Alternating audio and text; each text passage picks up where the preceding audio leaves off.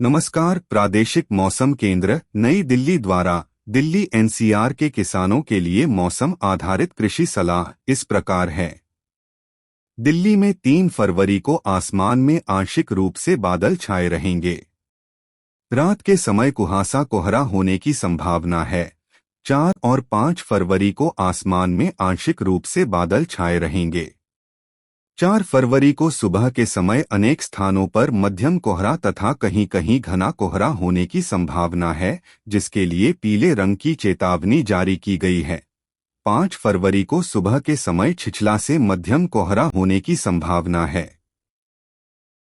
दिल्ली में आज न्यूनतम तापमान 9.4 डिग्री सेल्सियस दर्ज हुआ, जो कि सामान्य से 1 डिग्री सेल्सियस अधिक रहा। अगले 3 दिनों के दौरान न्यूनतम तापमान में कोई विशेष परिवर्तन होने की संभावना नहीं है।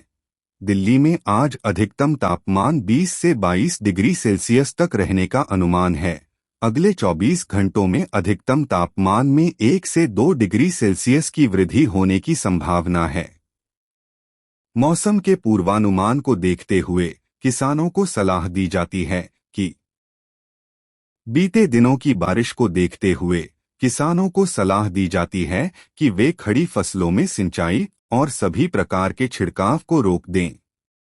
वर्तमान मौसम में गेहूं की फसल की रतुआ रोग से बचाव के लिए लगातार निगरानी करने की सलाह दी जाती है।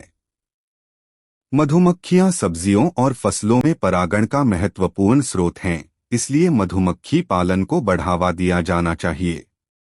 मधुमक्खियों की सुरक्षा के लिए सर्दियों में कीटनाशकों का छिड़काव सुबह या शाम के समय करना चाहिए।